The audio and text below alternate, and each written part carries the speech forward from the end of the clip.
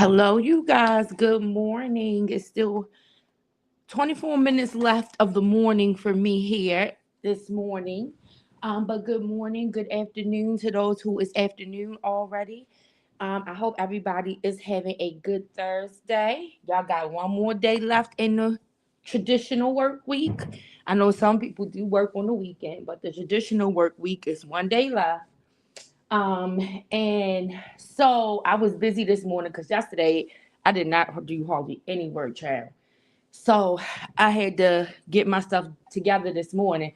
So I didn't go live yesterday. I was gonna talk to you guys about the White House plans for the ballroom yesterday, but I will come back and I'll talk to you guys about that another time. But just know we broke the news here, y'all. Somebody must have been listening to us.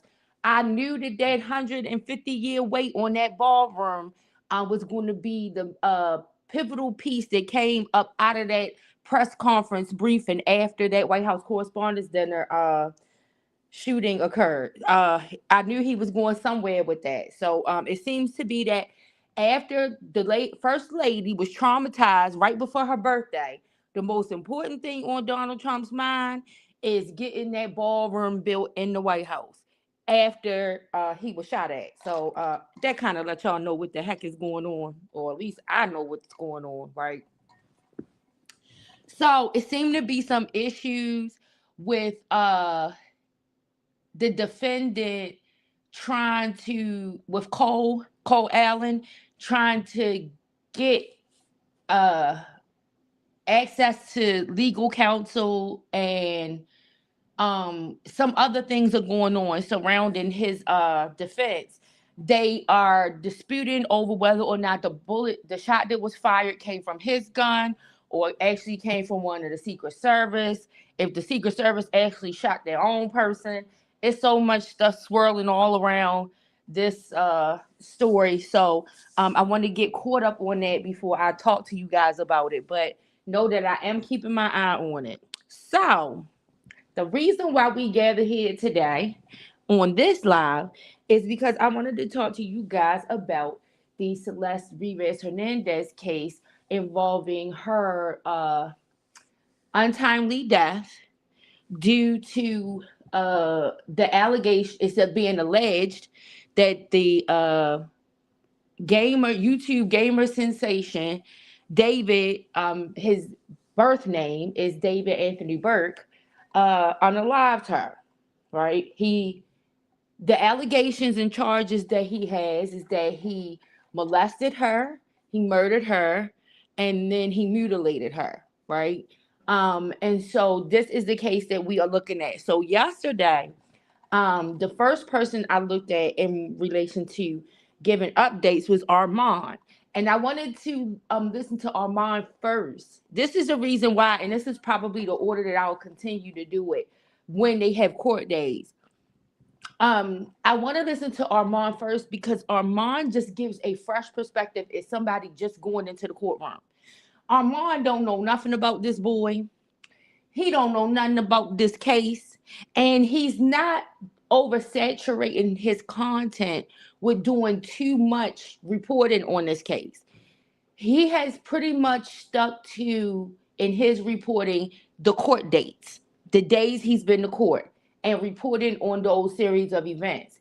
And so he kind of gives a fresh pair of eyes going into the courtroom to see, okay, what do you see? And he's really focused on what he's seeing in the courtroom, how he's seeing the politics and things transpire inside of the courtroom.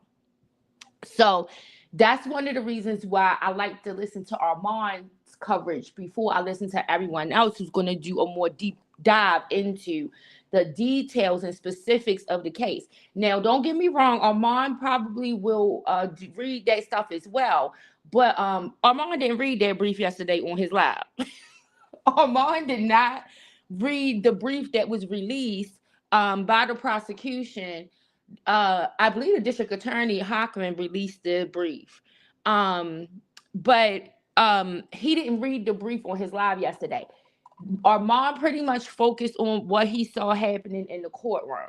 And one of the things that he noticed is something, the same reaction that most of us middle age to uh middle age to late age adults, right? Did not were asking the same question. The same question did Armand observe first thing when he went into the courtroom. And that was, these people don't know who this boy David is. They have no clue.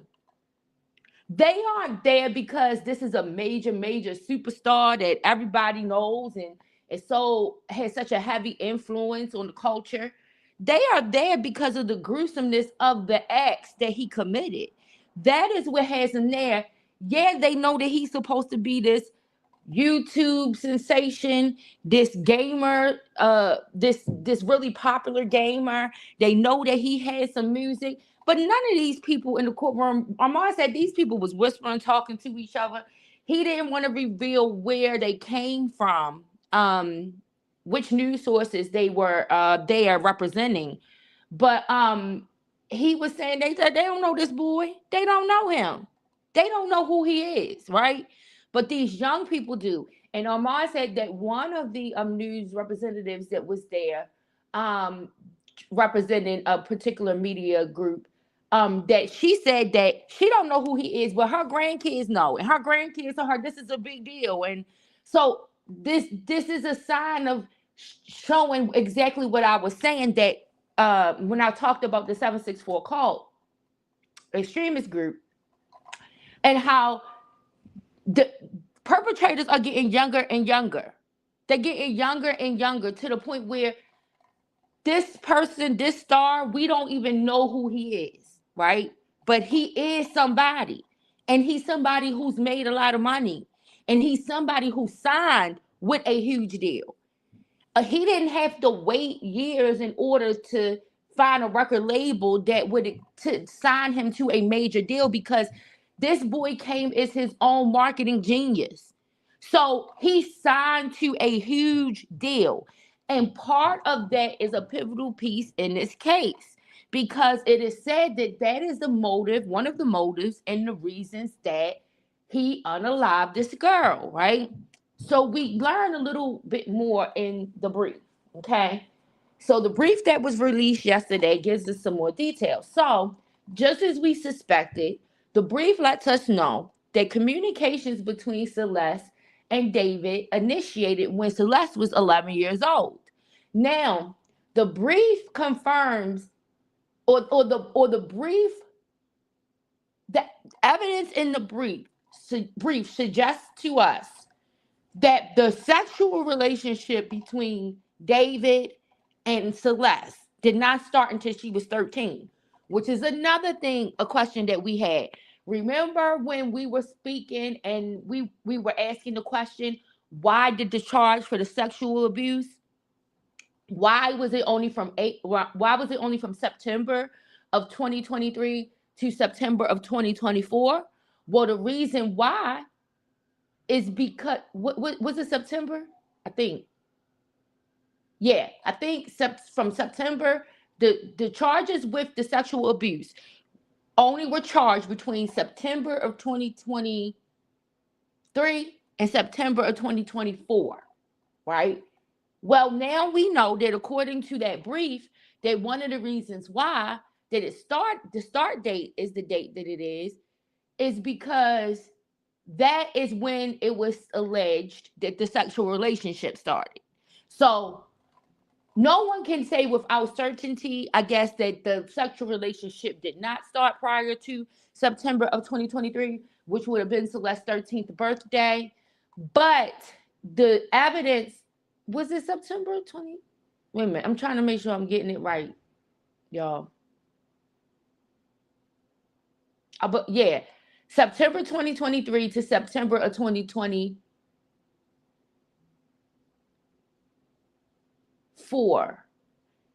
Um, Wait a minute, you guys. Let me double check, because I'm not sure if I'm right about what I'm saying. Because the dates that she went missing are different than the dates of the molestation happening. So let me just double check real quick. Hold on.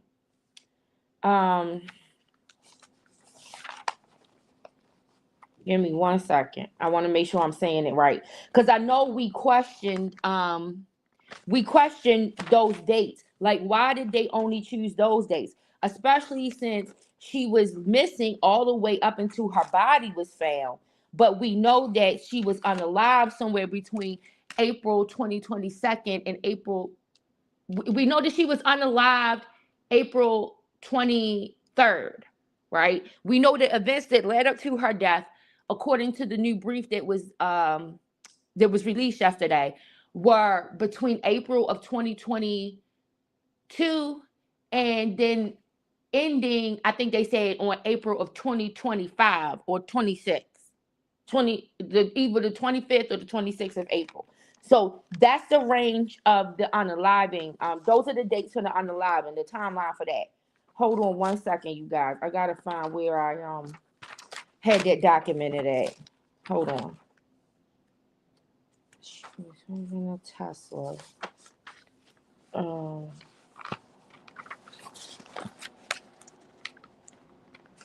Hold on. You guys, I'm just trying to look to see where I put that piece of information. If not, I'll look it up real second. But I know I had jotted it down real quick. So I'm trying. Okay.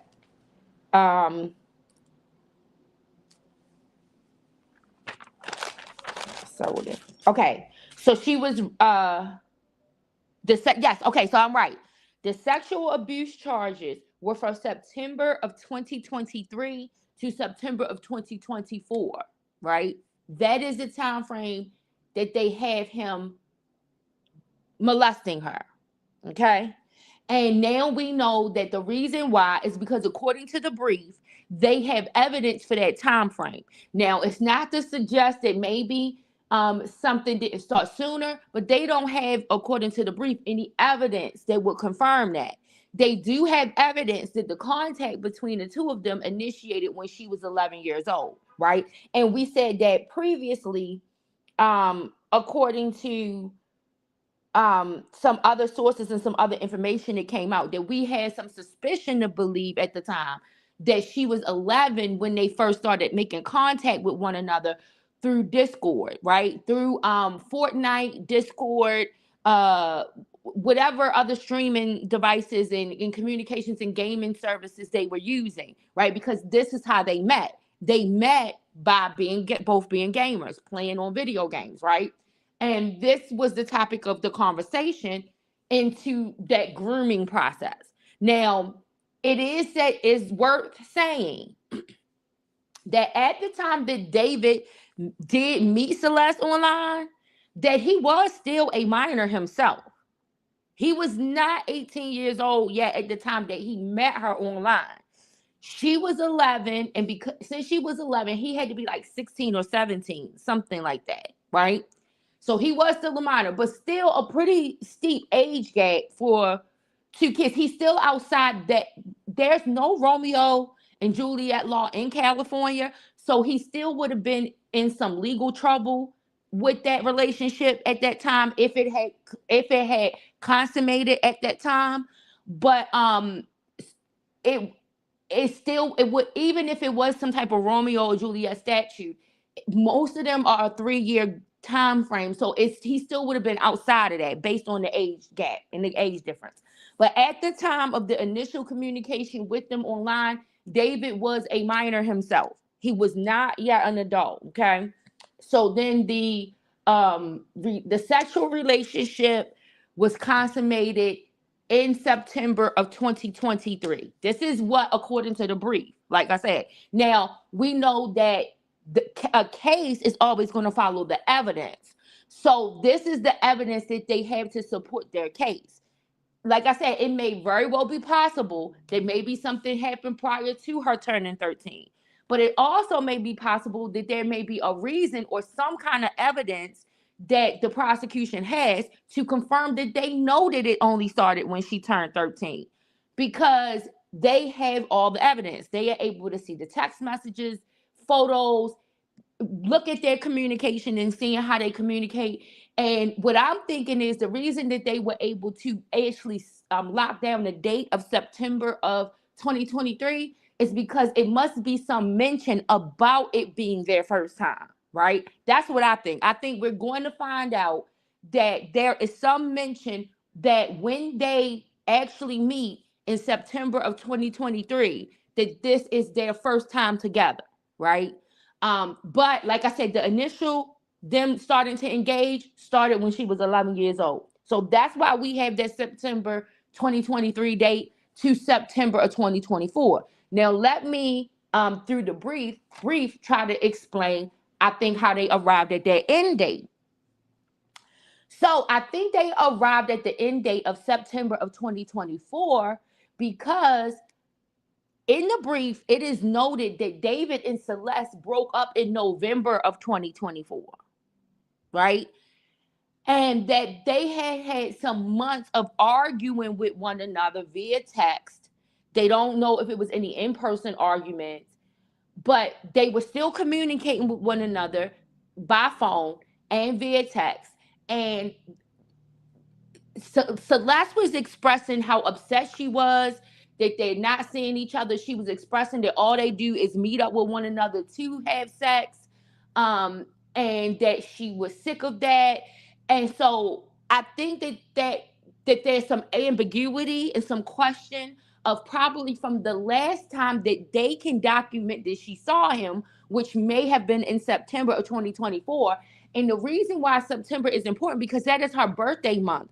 So they may have some information, and this is just my speculation, but they may have some information that the last time maybe that he saw her, we know that this sex was initiated a year before, according to the brief, on in September, which again is her birthday month. So it can be assumed that maybe the sexual encounter happened close or around her birthday, the first one. And then it's possible that maybe the last time she saw him sexually, right? Because according to what the brief is describing, the last time she saw him sexually may have been on her 14th birthday, right? And so throughout this time, in between September all the way even up to the time of her death, they were arguing about, or I think Celeste probably was more so arguing because it seemed like David was moving on to other people, right? Whether he was dating other people when they were together, I think that was a strong possibility as well. But definitely he started to ante up and started dating more people when they were in this period of limbo and then breakup. So the period of limbo seems like that it was between September and November, and then the actual breakup occurred in November. But they have communications, according to the brief, of them communicating all the way up to the time of her death in April of 2025. But they, in the brief, it makes it seem like that she had some type of contempt because she was angry. She was angry because he had moved on. He started to see other people. He wasn't seeing her anymore. He promised her. One of the things they mentioned in the brief was that he promised her that they were going to be together. He made a promise to her that things were going to go further, that she was going to be a forever presence in his life. And that we all are going to be able to see through the evidence. Some of the evidence some of us have seen because while Web Sleuths and Reddit were exploring and doing their own online investigations on this case, we see audio, video of David. Hey, Purple Purple, how you doing this morning? I hope everything's going well. We saw through that time period from the time they found their body all the way up until now. Thanks to other web sleuths and content creators and Reddit posts and groups that were displaying this information, we heard audio, we saw video, we saw online postings where David did kind of lead her to believe something more was going to be like this was some type of forever thing, right? Even though is in our age, we know it's no guarantees or none of that. You got to remember that these are young children, adolescents, young adults. And a lot of times when they get involved with someone, they believe that that first time is going to be forever. That is like the dream that a person thinks of. Like that is their ideal. Most young people, when they get involved with what is quote unquote their first love, they think it's never going to end. And it's always going to be like that. And that is why a lot of the time, um, it can be very devastating to a young person when that relationship does break up. And we've seen in so many scenarios and situations where it can be devastating to a young person up to them unaliving themselves. I mean, we've seen it even with older people. But you have seen situations occur where young people have done self-harm or unalived themselves because of a breakup from what they deem to be their first true love, right? And so it seemed like that, according to this brief, that through this messaging, this is what David and Celeste were going through from that limbo period of September to November. In November, the actual breakup does occur, and then from November up until the time of her death, they are still, she's still upset. The brief does not suggest he's upset. The brief suggests she's upset. And so I don't know what happened in April. Something had to happen in the month of April that took Celeste to her breaking point, right? Because there's something that happens in the month of April that makes Celeste again reiterate to him, you promised me forever, right? And now you're seeing all of these other people. She reiterates, you're not making any time for me. You've moved on. This is not what I thought it was going to be. This is not what you promised me. And I am going to expose you. This is what Celeste does, right? In the month of April. So there's going to be something, and I'm pretty sure that once we are able to see some of the information, and this piece of information, I'm pretty sure may be divulged in the preliminary hearing. Um, because we won't get all of the details in the preliminary hearing, but we're going to get key details in the preliminary hearing. And I think that this is probably something that we need to look for as part of a key detail in the preliminary hearing. There is something that happens in the month of April that makes Celeste say, listen, I'm sick of your ass. You told me that this was going to be forever. I believed you. You promised me. Now you're reneging on that promise. So I'm going to ruin you. I am going to ruin you. I'm going to ruin your career. I'm going to ruin your life. This is the threat. This is the threat that Celeste makes. She makes this right before the time when David's first project is ready to release, right? David has endorsement deals lined up for the release of this project. I told you he was already a marketing genius all on his own. His YouTube and gaming experience and portfolio spoke for volumes for him, so much so that he was able to negotiate his own um, contract with the record company, the record label, and he didn't have one of those bad contracts because he came with a reputation already. He came with a portfolio already. And so he was, in his mind, he was about to take off. And in some respect, he was taking off. They were parents and strategic. When I watched Strategic, he was right about this. I was, because I thought the same thing in my mind, right? There are parents that are purchasing blood-stained shirts with a Tommy on it, right? So for those who did not watch Strategic Live and have not heard some of my other lives, Atami was an anime character that David had created as his alter ego in his mind. And this, I mean, and not in his mind, but in actuality, in a way, because he was looking towards making it a manga, right? Which is a particular type of Japanese anime. And so he had this alter ego that he called Atami. And Atami had two personalities. One personality was the detective that solved murders, and then the other personality was the person who was actually committing the murders that the detective was solving, right? And so this was David's alter ego, right? This was his avatar, right? And so parents were driving their kids or putting their kids on some type of public transportation to attend concerts. Hey, Tiz, how you doing, boo? To attend concerts with their children going wearing bloodstained shirts with this name Atami on it. And Strategic was right the other night when he said, if I was taking my kid, I'm like, what do you got on? What is that? Right? Yeah, a real psychopath, Tiz, for real. It's really crazy. Like, what is that? But it shows you like how he was taken off with these kids. They are the ones who are now, these kids have the purchase power. At first, a lot of people said women were the number one consumers, and that's true. But one of the main reasons why women are the number one consumers, yes, because they consume for themselves, but they are also the purchasers and they invest into the things that their kids are interested in. And these kids, to be honest, kids are the number one consumers when it comes to this world of gaming. It is a big, big, big, big market. It's a wide ranging market. It's so much going on in this in the world of gaming and the underground world that has been created as a result of gaming, right?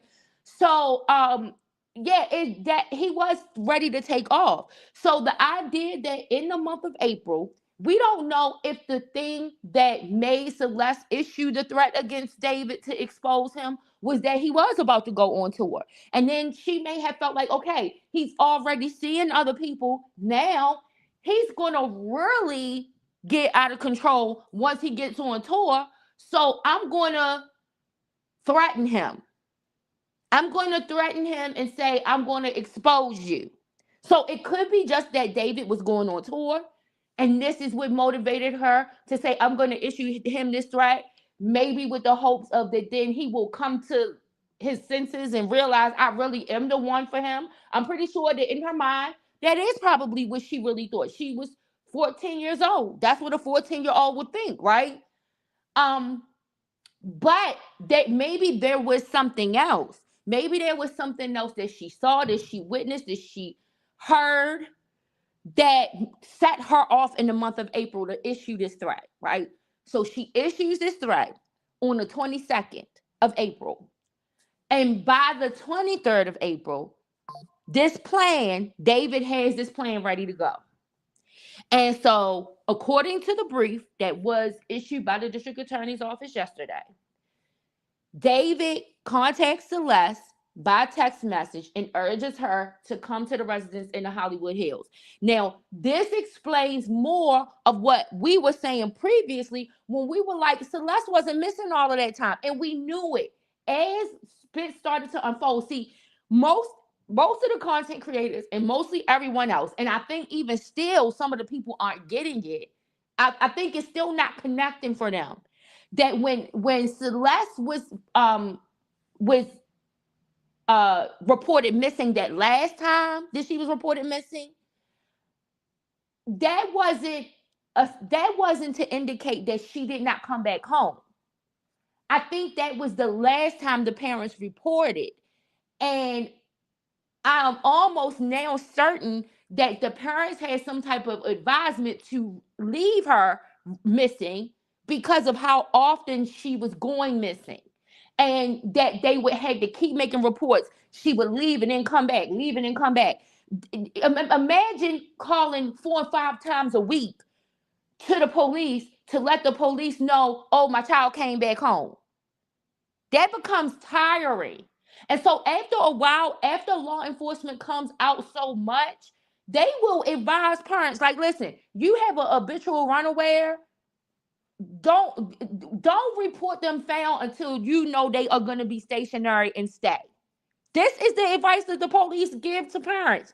And whether or not people who have never experienced this don't believe it or not, they don't got to believe it because they ain't never experienced it. They never experienced it. They never had any experience with anybody who experienced it. So they don't have to believe it. But this is the reality that after a while, when the police get familiar, and especially when the police become familiar with a situation and they know that the parents are trying their best to deal with the teen, right? The delinquent, they feel sorry for the parents. These officers have pity on the parents, and they will feel sorry for the parents, right? Because they know that the parents are in between a rock and a hard place. They know that if the parents do something way too aggressive, that it could end up landing them in a jail cell. And then they know that if they don't do anything, they could end up landing in a jail cell. Parents of delinquent children are in between a rock and a hard place. And that is just the reality. And I don't care what anybody say. And that's why I don't pass judgment. That's why I haven't passed no kind of judgment on Celeste's parents yet. Because we don't have enough information to pass any judgment on Celeste's parents yet. There's been nothing that I've seen and what's been reported so far that would suggest that Celeste's parents were not trying to do what they needed to do to get their teen back in the home and under control. But she had just gotten to a point of being out of control, and it was because of the influence of her peers, including part of her peers, David. David wasn't the only peer of hers that presumably was okay with her delinquency, because she had lots of other people around her who were assisting her. And the brief shows us that as well, right? So we, like I said, we have to wait for more evidence to be released, but we know that something had to happen in April that made Celeste think that it was urgent for her to make David realize that she was serious about reporting him if he was not going to focus in back on her, right? I wholeheartedly believe that if David would have told Celeste, you want to know what? I'm wrong. You are the only one. You're right. You was the only one for me. You are the love of my life. That then Celeste would have been just perfectly fine with that. And she would have got on some plane, although I don't know how, to go wherever she was going with him, because she was doing it before. The brief has that she went with him to Vegas, she went with him to London, and she went with him to Texas to meet his parents. Now, I labeled this live. How in the world did Celeste get to London? Right? So let's stop there for a minute, because I did use that to just try to recap what happened in the brief yesterday and talk to you guys about it. But that was one, I'm like, how in the hell? This was my first question, right? It was like a shock, right? Because it shouldn't have been no way that he was able to get her on no plane, no kind of way, right? But a plane to London, right? And so I'm like, okay, well, it could have been some kind of private flight or whatever, right? If they didn't go on a private flight and they went on a commercial flight, when you go, I've been a child who has traveled on a plane. My children have traveled on the plane with other adults. They traveled with me and with other adults. So I've been through the process of checking a child in as a child, and I've been through the process of checking children in as a parent, right? And I'm thinking about the process that it takes to do this on a commercial flight, right? You had to, when my mom and my dad traveled with my kids, I had to give them a notarized letter of consent. And when my mom and my dad traveled with them, they traveled domestically with my kids, right? So that was just domestic travel. I had to give them that. And then they presented to the at the counter at the airport. And my mom and my dad, because my mom and my dad, they're gonna make sure they are thorough. Like they're not gonna miss no step, right? So they got my kids' birth certificate, they got their birth certificate, because what they are showing is we have this notarized document from our daughter saying that, and my mom and my dad are not together, so this is separate travel that they did. But each individually over the years, when they have taken my kids to travel, right, they have a notarized document from me saying that I approve for my kids to travel with them. Because at one point my kid's dad, he was incarcerated. I had legal guardianship. I have legal guardianship. So they got my legal guardianship document to say that am the one who can give them the authority to do this, right? And then they have um their birth certificate to show that they have a copy of my birth certificate to show that I am the parent of the child. I'm listed on the child birth certificate, right? And then they have a copy of their own birth certificate to show that they are listed on my birth certificate and they are my parents. And this is all of what my parents took to the airport in order to travel with my kids, right? By plane. So I don't know if that's all of with the stuff that they need. I did a little light search and that seemed like that was about right, right? Um, to travel though international, we know Celeste had a passport because they found a passport at an undisclosed location that they haven't disclosed yet through the brief, of where David tried to dump Celeste items. So we know that Celeste had a passport. And that is not unusual because her parents were from El Salvador. So I'm pretty sure that they were traveling. So that would make sense why she had a passport.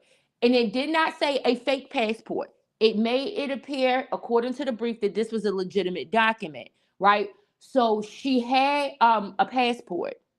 Um, yeah, I have real documents. Right, Ty. Not no Angela and Alice Clark documents. That it was real. Listen, and my mom and dad don't play. They ain't going to that airport with nothing less, right? You know how some people they be trying to. My mom will worry me to death. She is not going to half step nothing. So she gonna make sure she got everything that she need. And this is the thing. Like I said, there was no hiccup because she had everything that she need. It was no hiccup for my dad and my stepmom. They had everything that they needed, right?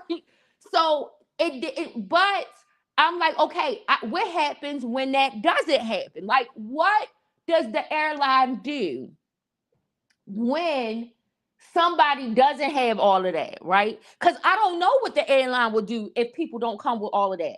I know that that's what is suggested that people come to the airport with when they traveling with a minor. And one of the main reasons is that it is no minors can be abducted. They can be abducted. They could be being trafficked, right? This is why all of this documentation needs to be there in order to travel with a minor. Like it is on a plane. It is one thing if a person is in a car, you ain't gonna have all that documentation in no car. The train is not gonna do all of that. I traveled with my grandmother plenty of times on the train, and they ain't asked my grandmother for none of that stuff on the train. I don't know why they didn't, but they did not ask my grandmother for none of that stuff on no train.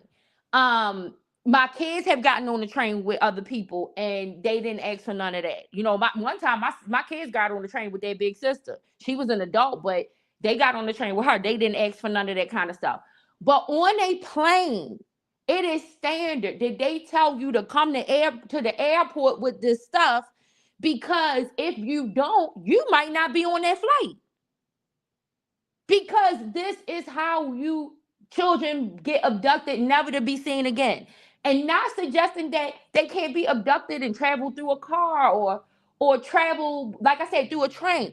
But it is anticipated that if they are going by train or by car, that their geographical location is going to be somewhat limited. That was always usually the general understanding and expectation. But once they get on that plane, it could mean that just like Celeste did, ended up in a whole nother country. How did this girl end up in a whole nother country with this grown man in London? Right? The Vegas thing, and the Vegas thing had me like, okay, she just slipped through the cracks somehow at the counter at the airport. I don't know how she did that, but she just slipped through the cracks. The Texas thing, she slipped through the cracks again, some kind of way. This is the same way that they do when they human trafficking and sex trafficking people. And this is the reason why people get brought up on these charges when they get into this kind of trouble. Now, this is the thing with David, they don't need to give David no sex trafficking and human trafficking charges because the charges that Negro got is going to put him away for the rest of his life if it don't take his life. Because the death penalty is an option in this situation. So They don't need to give David no trafficking charges because they could. They based off of what they documented in that brief, David could have trafficking charges. Based on what they documented and what they stated in that open court the other day with that CSAM, um, David could have federal charges for child sexual for possessing child sexual abuse material. And that alone will give him tons of years in jail. But the reason why this state prosecutor does not feel, in the district attorney's office, does not probably feel like they need to go that far. Now, we don't know. It might be some superseding indictments coming. It might be some new indictments coming from the federal government. We don't know. But the reason why I don't think that they feel like they need to go that far is because his crime is out in the open. It's not being concealed. There's no attempt to conceal a crime. His crime is out in the open, and Beth Silverman is confident. Armand said yesterday that Beth Silverman came in there, and she is confident. She is confident that she got him on this crime. And so they don't need to search for a loophole. They don't need to try to find a way to build an indictment because he built the whole indictment for him, and it's right out in the open and blatant. When you think about building a RICO, it is creative. You have to become creative. And this is the thing that nobody wants to admit when they try to compare apples and tomatoes. You want to try to compare David to another individual, but you cannot. It is something totally different. This boy was indicted after 7 months from committing the crime, right? The other person, it took over 30 years to indict him for committing the crime. Creativity had to be used in formulating that indictment. There's no creativity that was needed here. The crime was right out in the open, in plain sight, right? For everybody to see. That's why there's no ambiguity about it. That's why there can be an overwhelming consensus and more people can believe that, yes, he committed this crime. When a RICO is built, it is because people are doing things to mask their crime. They are causing a racket, and sometimes that is going unnoticed because it's so many layers to get to the actual person that's committing the crime, right? There's so many layers, and so creating a RICO is creative. That is creative work for a prosecutor to do, for the feds to do. There's no creativity needed in this investigation. He did it. They got it. It's right out in the open. And in this brief, based off of what's in the brief, I'm going to show people how it's out in the open that he did it, right? That he did it. Now, I don't know with Blair, Bert, and all of them, the other two ladies over there got planned what they're going to do. I'm pretty sure they're going to try to go some procedural routes to try to see what evidence they can get thrown out and stuff that they can do. It's not that there's nothing they can try to do in his defense. They might try to lessen the amount of planning that the prosecution has said that he has done in order to say that these charges don't match the crime that was committed. It might be tons of things, but based off of how this brief is laid out, what they are saying that they have, this crime is in plain sight. There was no need for any creativity. All they had to do was wait for all of the evidence to accumulate and come in, for all of the right things to come in order for them to confirm it. What the processes that were being done here in this investigation were confirmatory processes. They were confirming what theory they had laid out, right? But David did it all in plain sight, in their face, right? So, April, let's go back now to April. April, something happens. She threatens him. He calls for her. This is according to the brief that was released yesterday. He calls for her to come to the Hollywood Hills home. So like I said, so now we know Celeste was not staying with him. Now, the theory that has been floated about there being in a separate apartment that she was staying in to suggest that she wasn't at home with her parents, and just had not been reported found. I don't know. I guess we will find that out too later on down the line. But right now, at least we know she was not with him. And that is why charges for sexual abuse were not charged against him after September of 2024. Because the evidence, according to what they have marked in the brief, more than likely cannot confirm that any sexual activity occurred, at least any physical sexual activity occurred, because the messages and the conversation of the period of limbo in between them being in a relationship and then arguing about the relationship, that period of time was from September to November, and then November, the relationship comes to an end. And the brief says, according, I can't remember if it was in the brief or if it was said in the courtroom, that according to that, David is the one who ended the relationship in November of 2024, right? So then, like I said, there is still open communication between the two from November till April. April, this threat happens, and then David tells Celeste on the 23rd of April, he wants her to come to the house. He sends an Uber to get her. First mistake. The whole thing is a mistake. The whole thing is a damn mistake. But what the hell is wrong with him calling the Uber to go pick her up? You said they are going to hold off the other charges for any reason he don't get convicted, which he will get exactly. He's to me, he's done. He's convicted.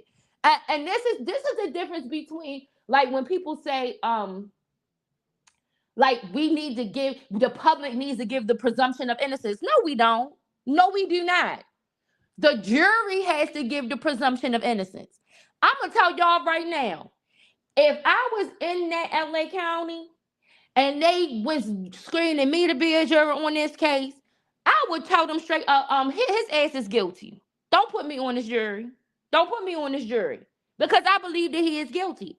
Now, there is somebody around here, some people around here who can say, well, we can wait until we see the facts and the evidence in order to make the decision. Yeah, let them go on ahead. I believe that they are being honest and truthful. That they might not know as much as I have acquired over my look into this case. So they might not have gotten to some clear determination. They may have never heard anything about the case at all. Because you're going to have some people who that will be the case.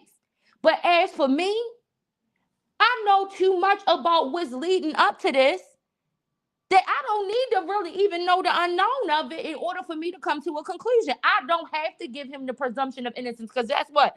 I don't plan to be on the jury in this case.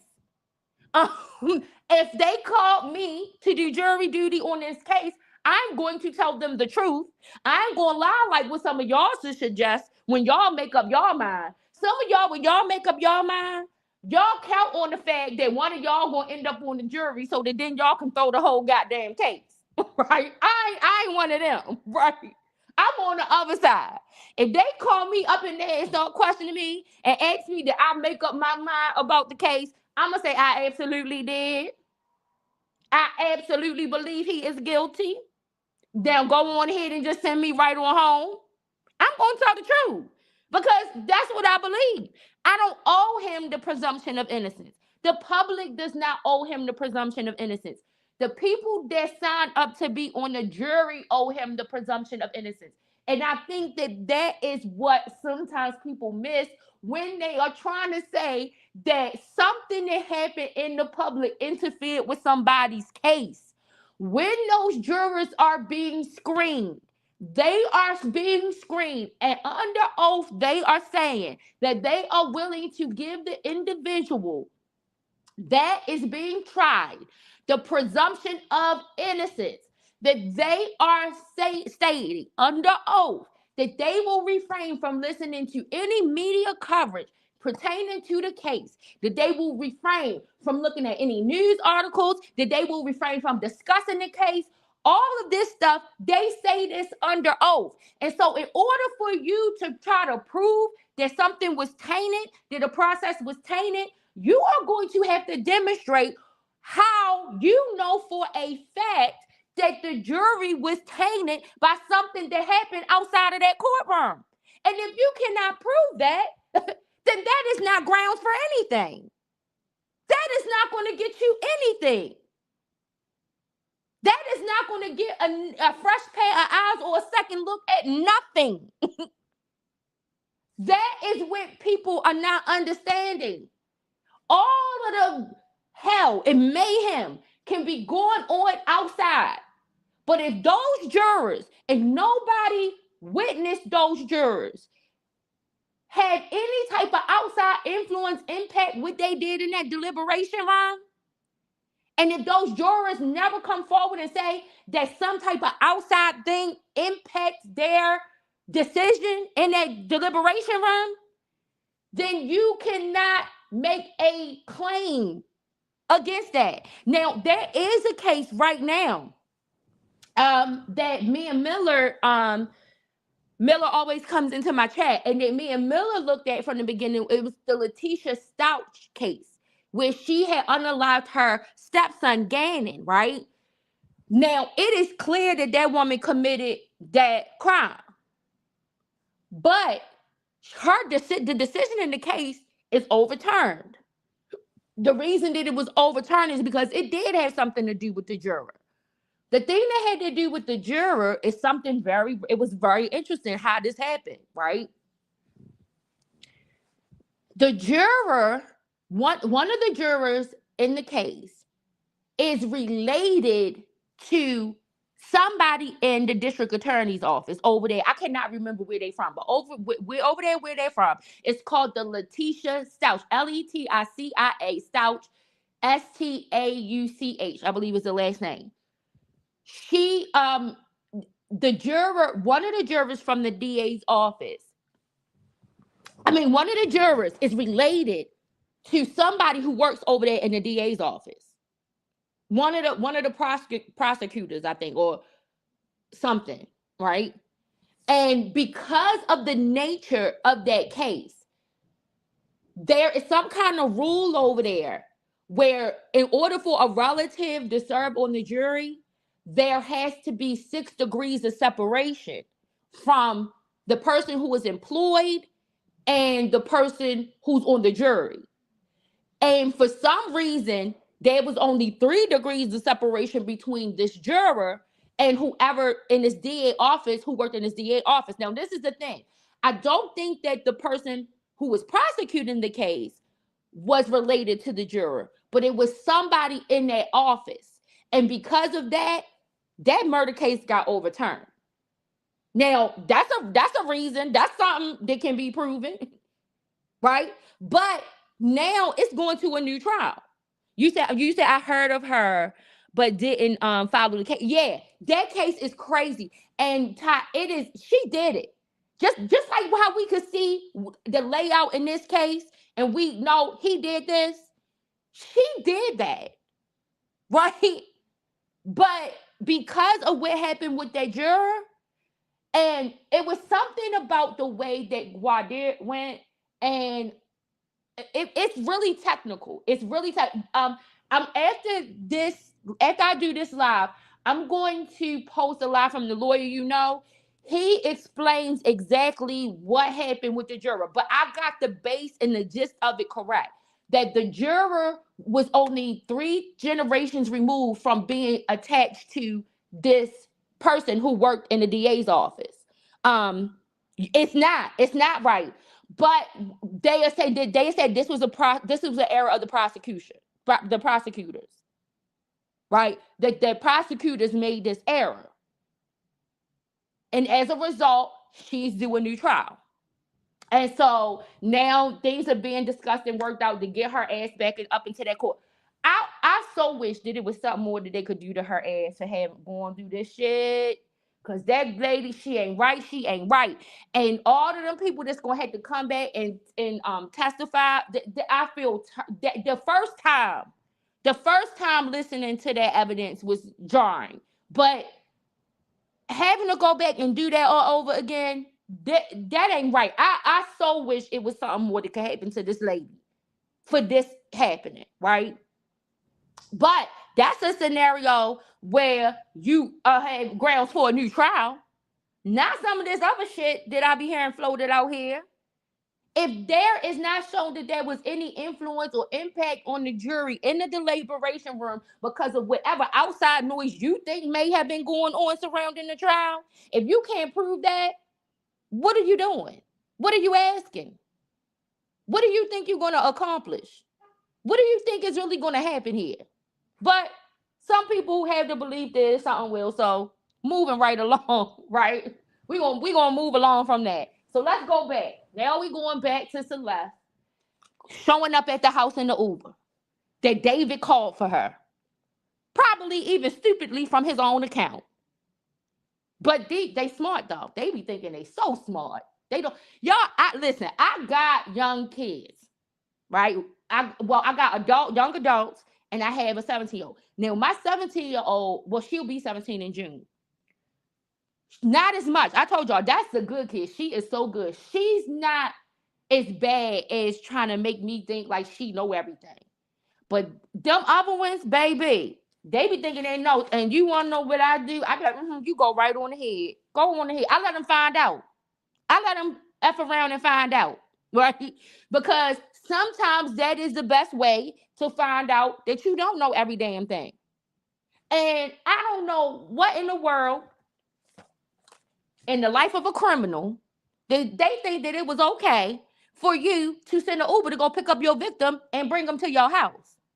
But that's what he did, according to the brief. The brief say that. Now, we're going to have to wait for them to show the evidence. You know, I'm sure somebody is going to try to find some creative way to say, oh, that wasn't David's phone. Oh, that wasn't his app on his phone. Oh, that wasn't the account on his phone. Somebody gonna do it, child. I'm telling you, somebody is still gonna believe that he is being framed, and you are not gonna be able to tell them nothing different no matter what, right? You said he is dumb as hell for that Uber, even dumber for calling and texting her phone after he killed her in the same house as if they can't paint the tower. Yeah, exactly. Yeah, just dumb. Just fucking stupid. Just dumb. Right? Like, but listen, you want to know he's dumb. But there's gonna be somebody dumber. Because there's gonna try to be somebody who's gonna say this did not happen. And that person is dumber, right?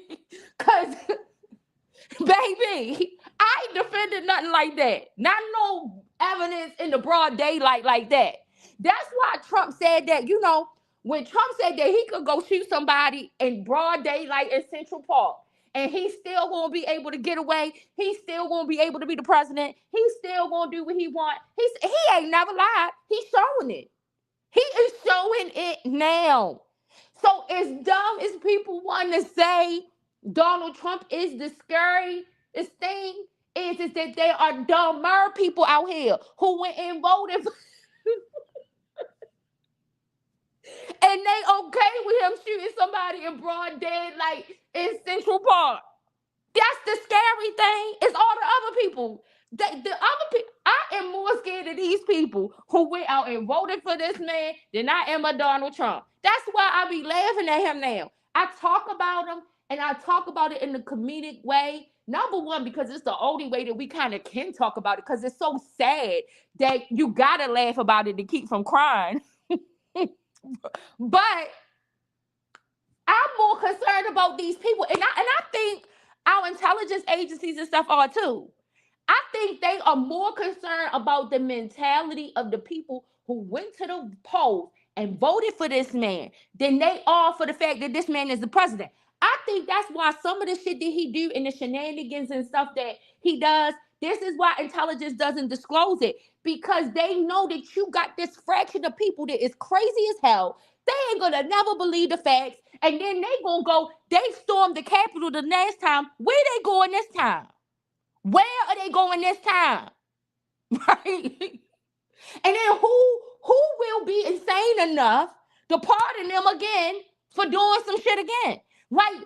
I think the intelligence agencies, those career professionals, I ain't talking about these people that Trump put at the heads of the shit. I'm talking about the everyday people who work at these places who know what they are seeing, that this shit is crazy as hell.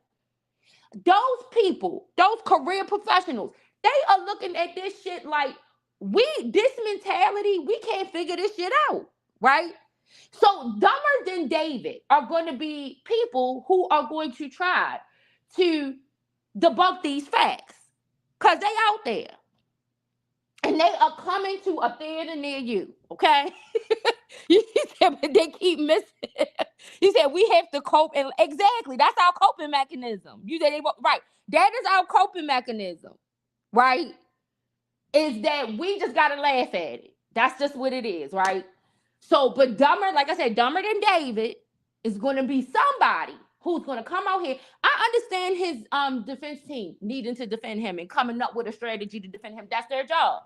I understand the people, that are talking on all of these shows, even though Mark Geragos get on my damn nerves. And I need somebody to go find Jonathan Ive because we need to find out what Mark Geragos is really up to, right? We need to look a little bit more into what he's doing and how he's using his word of mouth out here in the streets in order to try to sway these public opinions in some of these situations. But he was accused of a murder plot to kill Trump. So, and we ain't heard nothing about that. And we know how vindictive Trump is. Trump then went and got Comey arrested again. I don't think he got arrested, y'all, but got him indicted. Got him indicted off of a picture that they show a picture of shells formed on the beach. Now, somebody else did the picture now. The picture said A647. Trump, they tried to talk about that was a threat against Donald Trump. And Donald Trump's DOJ indicted James Comey for this picture from over a year ago. Now, he didn't went and indicted James Comey a second time on something frivolous. But Mark Geragos was accused of being part of a whole murder plot to unalive him with P. Diddy, child. And you ain't looked into that yet? Mark's still sitting over there on 2.5 Men with Harvey Levins. What the hell is going on? I just need to know, right? So anyway, let's go back. Let's go back to Celeste. So Celeste arrives at the home. And look, it seemed like he killed her immediately. Listen, I'm telling y'all, this is how I'm telling y'all. This prosecution team, they had a theory, and all they was waiting for was all of their ducks to line in the row with that theory, because it ain't no way that they got it down this packed. They got it packed down this good. And this ain't even the preliminary hearing. This is the brief before the preliminary hearing that we are seeing. That the defense team wanted to try to seal it so that it couldn't go out to the public. Because, see, they know with details like this, ain't no tainting the jury. He might as well just go in and beg for the mercy of the court. That's what they know. With a brief like this, right? This brief is so detailed that the evidence is almost laid all the way out. This is going to probably be one of the easiest trials to follow, even with this amount of evidence that they probably had. Of course, lots of things probably will be inadmissible, but there still looks like there is an abundance of evidence. And even with all of that evidence, the way they wrote this brief, they gave us a timeline to follow the evidence in this trial, right? So she gets there. They said at 10:20, she arrives there. Somewhere between 10:20 and 10, I think they said like 58 or something like that. So that's gone, y'all. She is gone. She done bled all out. You said yes, they are confident. Yes. They got a time. They don't just got a date. They have a time, a window that they have narrowed it down to. That she arrived at 10:20, and then I think it said by like 10:58, she was already gone. And the thing that they say marks them knowing that she was gone was They know that the Uber arrived at the address at 10:20. By 10:58, or I might be off like a couple of minutes, but it was somewhere around 10:50 something. By 10:58, he was sending a text message. And the prosecutors are telling us she was dead by then. So somewhere within less than a 40-minute that's a 40-minute window. She's gone. She's dead. And he sends a text message that's asking, where are you? Making it like the girl didn't show up at the goddamn house. Well, I'm sure her phone probably pinged over at the house, and his phone with this text is pinging at the house. So, I don't understand how you don't easily, Detective Atami, make that connection. I mean, after all, he said that his alter ego was a detective. I mean, come on, this is some sloppy detective work. This is some sloppy work to think about coming from a detective. Like Dexter was way more nuanced than this. Y'all, Dexter used to be my show. I loved watching Dexter. Okay. I didn't have time, but I really need to go and watch the reboot because I started off watching the reboot with his was it his son or daughter? I can't remember. But Dexter, that was my show. But Dexter was way more nuanced than this. I don't know what Atami, who is David's Japanese anime alter ego. I don't know what Atami was doing, but Atami should have been smart enough to know that this wasn't gonna work. I'm pretty sure her phone and last location is pinging to your house in the Hollywood Hills. I'm pretty sure your phone, where you're texting her from, asking her where she is at, is pinging to your house in the Hollywood Hills. But Atami didn't think about that, y'all. You said he's living his own horror. Exactly. And this is turning out to be a bad horror movie, Tiz. I thought that this would be a little bit better than that. I thought we was gonna find out something much more clever than this. This is somewhat disappointing considering the occasion, right? The disappointment is that this girl is gone, period. The disappointment is that any of this happened, that they even had a relationship to begin with. But looking at how this brief is outlining what happened, this is somewhat of a disappointment, right? To see how amateur this is. For somebody who claims to be so sophisticated that they felt like that they had the creativity to write a Japanese anime that could display a character who has an alter ego who on one hand commits the crimes and then the other character who's the detective Atami solves the crime. Like this is so amateur for somebody with that type of brilliant concept, right? I don't understand it. So he by 10:58, Celeste is gone, away from this earth. Her spirit is gone, right? He leaves her body at the house. This is according to the brief. He leaves her body at the house and he drives to Santa Barbara. Now, there's another piece of evidence in that brief that they leave for us. Same kind of thing with Brian Cole that happened with Brian Kohlberger. Right now, in this world, we have too much surveillance. There is too many cameras everywhere for people to think that you aren't going to leave some kind of trail for how you did what you did. No matter how far you think you try to go to dispose or get rid of a thing, you best to believe that something along the way is going to put them onto your trail. And in the brief, the prosecutors outline two either expressways or freeways that he traveled to get to Santa Barbara. Now, it's very well possible that we could assume, right, that they just figured that out because maybe it's only one way to go there. But I don't think so. I don't think so. Not based on what they described. I think that there is video evidence of him traveling along this way that night.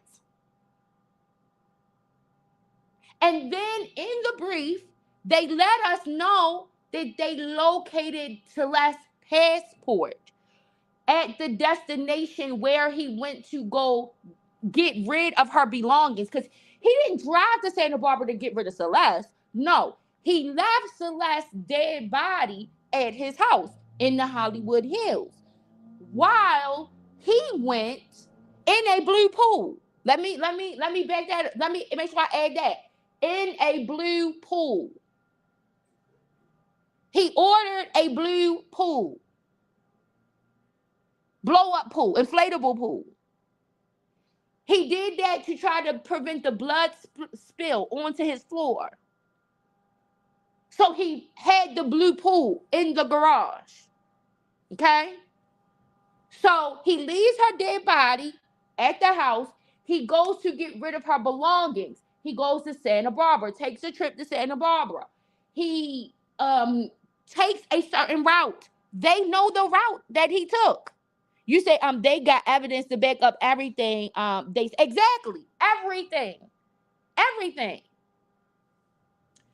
So they know the route that he took. They know where he dumped the passport. They did not disclose in the brief where the passport was found, though. They just say that they know. They label it as a SR something. So I think that's part of some kind of exhibit or something that they're going to demonstrate later. It says, Miller, you say you see they tracked the Julio Fulio suspect from Tampa to Jacksonville in 2 days flat. Exactly, Miller. You can't hide nowhere. You cannot hide nowhere. Something is going to pick you up. This right now. This is Big Brother on steroids out here. You are not gonna get away. You cannot hide. You can run, but you cannot hide. Right? You can't. And this is a situation with this. This brief is letting us know that this is what they know. This is why Beth Silverman is sitting over there so confident, like Armand Wiggins described. Because they know this. This is what they know. So he goes to Santa Barbara and then he drives back home from Santa Barbara. He had ordered things from Amazon, body bag, the computer, the pool, inflatable pool that he unalived her in. And then in addition to him unaliving her in that pool to make sure that the blood doesn't spill, he cuts the chainsaws that he ordered. Now, this is what we knew. This is what we knew prior to this brief. There was a chainsaw that was found at the house in the Hollywood Hills that David was renting, right? There was a chainsaw found. There was a burn cage found at that house when he left. Neither one of those were used. They were unopened, right? But he left it there. There was another saw, though. It was 2 saws ordered. And the connection between the pool, the inflatable pool, and the saw is that the saw that he used to dismember Celeste with, there are, inside of that inflatable pool, the brief says inside of the inflatable pool, they have markings from the saw. There are fragments from the pool found in Celeste's remains.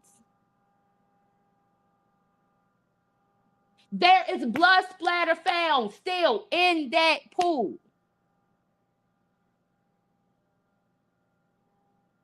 This is what the brief says.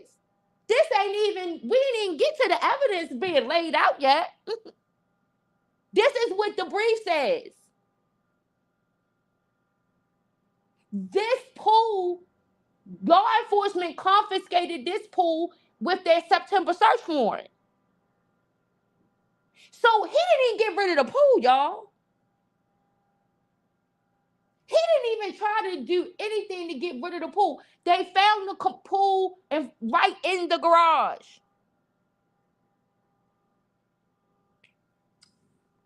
So he goes to Santa Barbara, comes back. He makes several other attempts to contact her by phone, but only for 2 days. After those 2 days, David never tries to call Celeste again. He leaves.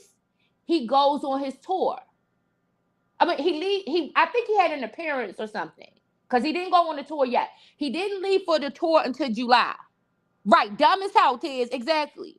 He doesn't leave for the tour until July, but he had some type of performance that he had to go do. So he went when he comes back from Santa Barbara, the morning after he comes back from Santa Barbara, he goes and does this interview in regards to this appearance that he was about to do within the next couple of days. And then so he goes on like normal. I've seen that interview. They played that interview, right? So I've seen that interview that he went, and he goes into that interview and he acts normal. He's asked about his relationship status in that interview, and he makes some jarring statements about his relationship status in that interview. And basically says, I was in a relationship, but that's over with. I'm dating, but I wasn't, but that's over with. And then there is a song that he performs while he goes on. I don't know if it was that appearance, right? The performance that he did right after her murder, or if it was once he went on tour in July. But he does a performance where on one of his songs, he uses audio from Celeste's voice, talking about strings tied and strings attached and them being soulmates. He uses the audio of her voice. The people I have out here when she went into the studio to make that audio. This is how sadistic this person is. Like you said, a psychopath. But just not psycho enough. Because a lot of the times, a psychopath would have been able to throw off the police a little longer. He didn't have that part of being a psychopath down pat, right? He messed up on that part. He needed to brush up his skills on that part. But thank God, it did not take 30 years to try to figure this out, right? Thank God that this is not 30 years later and we are finally saying justice for Celeste. 7 months is what it took for law enforcement to get everything in a row to prove their theory. The prosecutors to prove their theory, right? And so this is all of what got disclosed to us yesterday in the brief that was released by the district attorney's office, and what we now have to anticipate. So the preliminary hearing was supposed to start May the 1st. That has now been pushed back to May the 26th. The reason it is pushed back is because Beth Silverman and her team have said, we ain't ready, Judge. We ain't ready. And Armand said that Beth Silverman kind of had an attitude, because Beth Silverman was like, look, I got all my people ready. I got my witnesses ready to go. We tried to tell them that they wasn't going to be ready. They didn't want to listen. So now, no, Judge, we don't like this. Beth Silverman let the judge know she was very displeased with the idea of this being pushed back, seeing as though that they told the prosecution they was going to need more time to look at what was needed, because the defense attorneys is worried about their client's civil rights being violated. Well, they don't seem too much worried about it now. See how the civil rights don't become important when you realize that you're in the pressure cooker? Yes, the violation of my civil rights no longer are as prominent and important.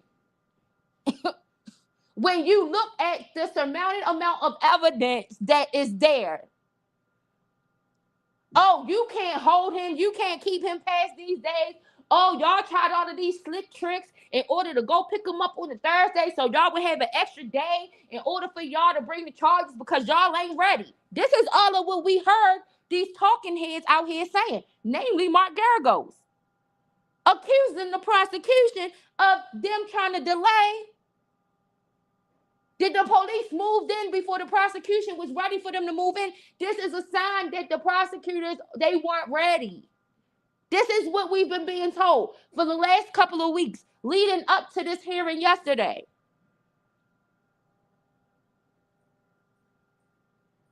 The word in the media, the narrative that's been trying to be pushed out in the media is that this prosecutor's office wasn't ready.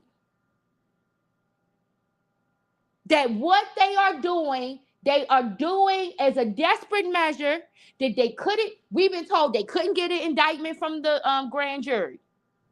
Come to find out, the grand jury never had indicting power anyway.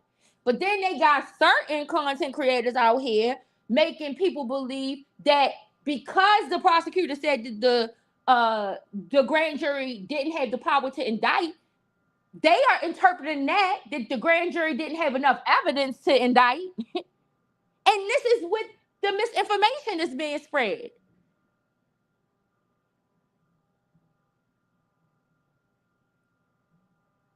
See all the work that goes into trying to make a criminal look innocent? This is a lot of work.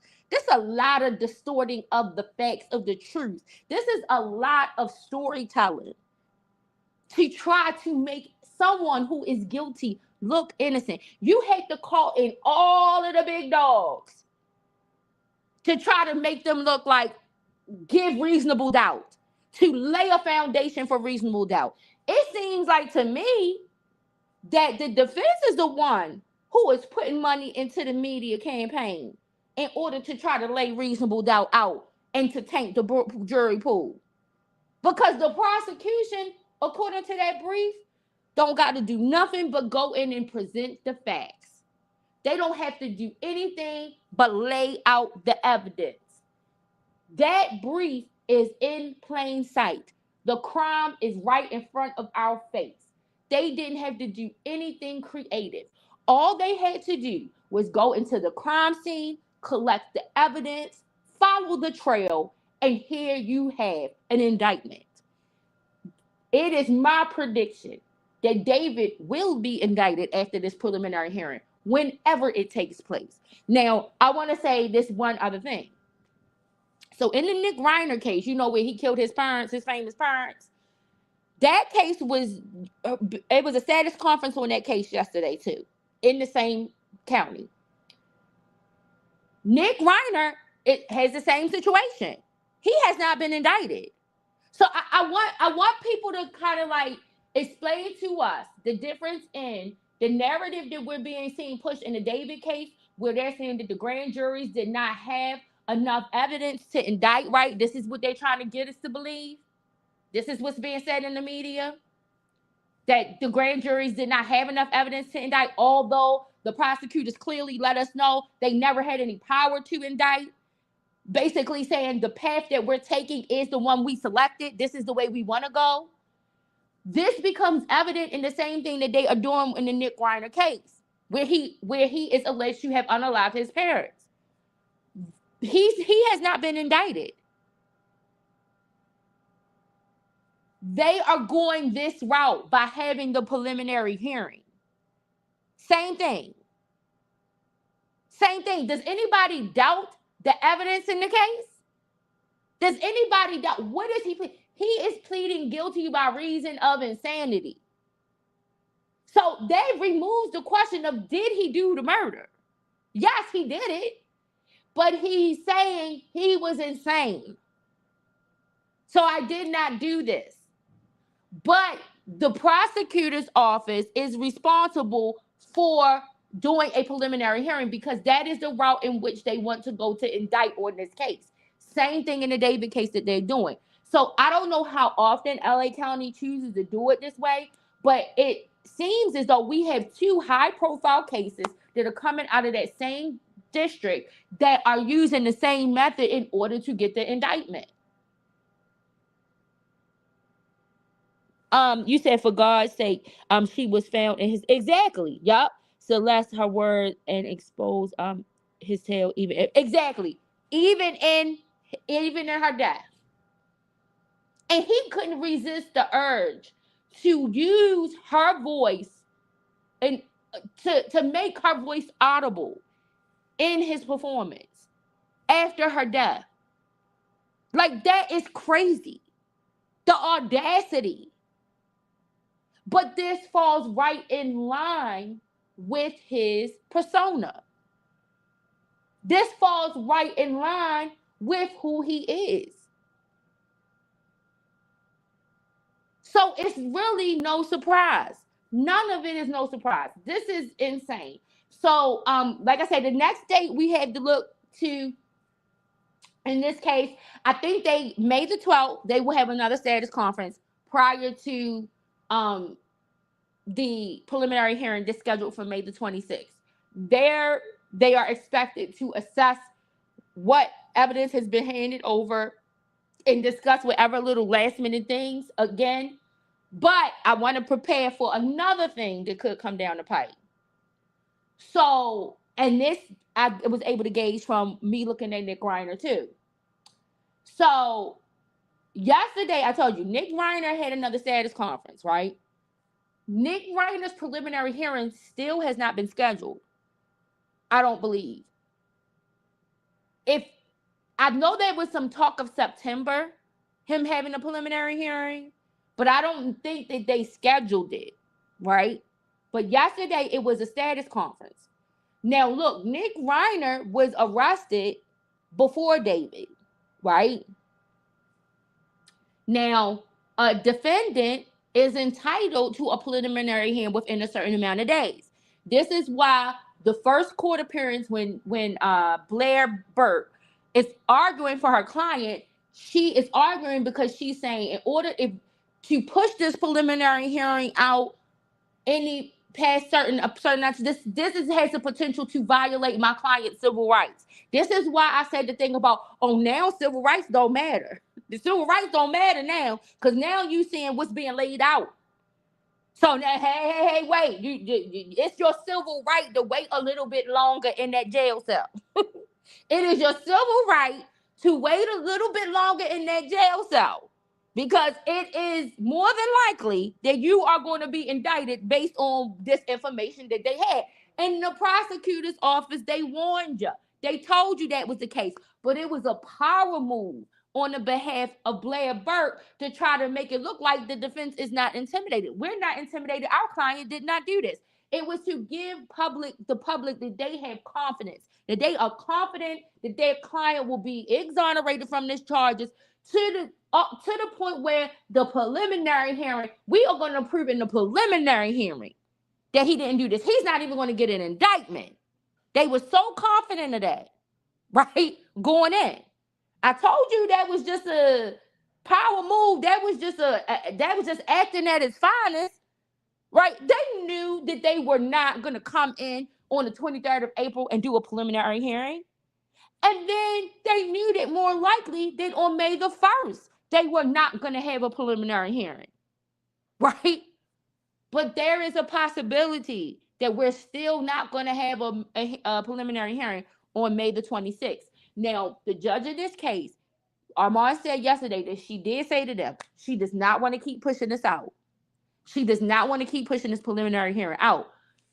So it may be a little sooner than the timeline that they're looking at for Nick Reiner, right? But it looks like Nick Reiner's team and the judge on that case, they may be okay with looking at September for a preliminary hearing date. But it is very well possible that when they have the status conference on May the 12th, that we might see this date get pushed out again. I am anticipating that. Now, I'm hoping that it won't because I feel like the judge.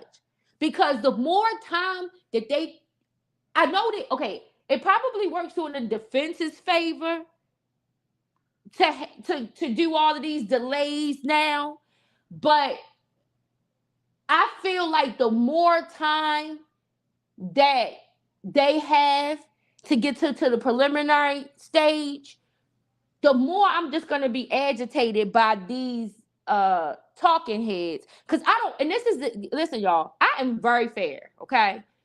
There are people who go onto panels to give expert opinions.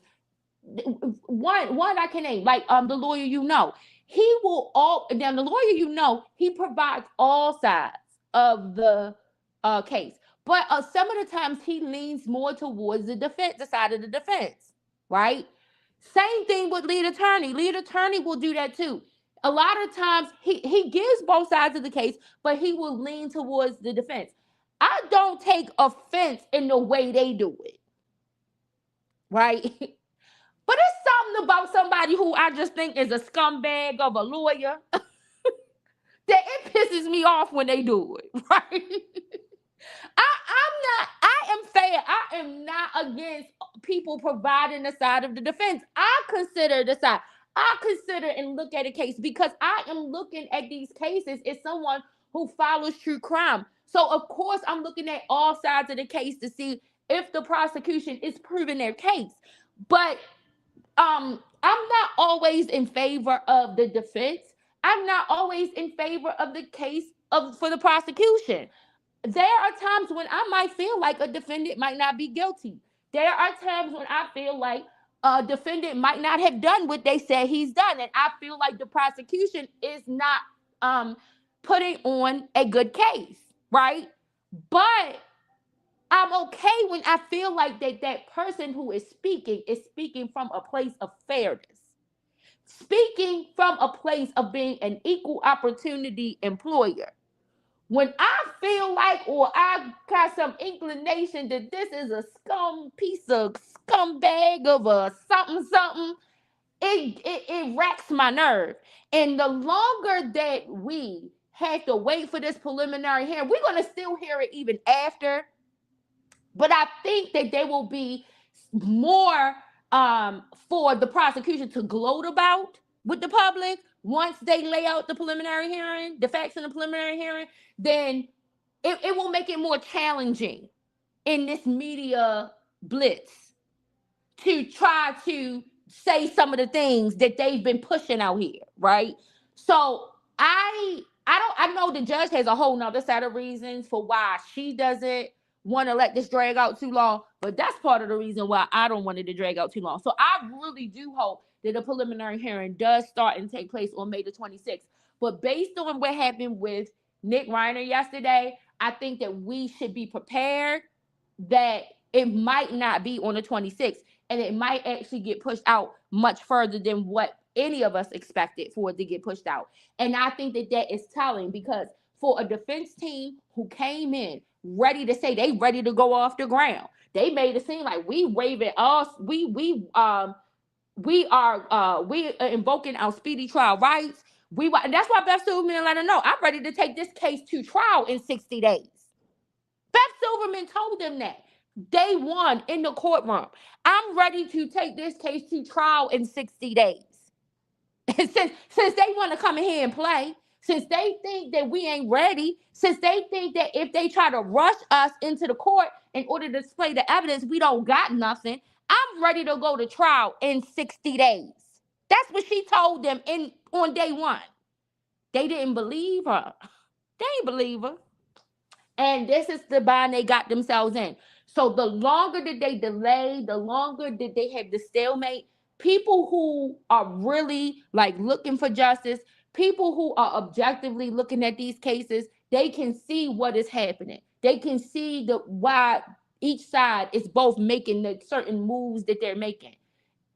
But those people who are biased, those people who look for one-sided narratives, they going to listen to all the other bullshit that's going to go. And that's the stuff that then ends up pissing the rest of us off, right? That pisses the rest of us off. Like, those of us who know what we looking at, when when those people that are one-sided, only look to hear one narrative, don't want to hear any information other than the information that goes along with what they already believe, then they convolute the situation and make a mess of the situation. And a lot of times they be the ones responsible for how a jury can get tainted in the first damn place. And a lot of the times it's their attempts to taint it in the favor of who they are rooting for, not the other way around. They are responsible in essence for trying to corrupt the process and thwart justice. But they don't see it that way. They twist it because that's what counterintelligence does. And on that note, you guys, thank you all for coming in here and talking to me. Thank you, Ty. Thank you, Tiz. Thank you, Miller. Thank you for anybody. Purple. Thank you. You said yeah, like they always do, and they end up lost every time, every turn, and then gotta try to do something more crooked the next time, thinking that it's gonna work, and that shit still ain't gonna work. They can form the weapon, but the weapon is not gonna prosper, baby. And on that note, I love you guys, Ty, Tears, Purple, Miller, anybody in the bushes. I love y'all. Everybody on the replay gang. If I get any more updates, if anything else comes across today, y'all know I will be back. But if not, I will talk to you guys soon. Peace.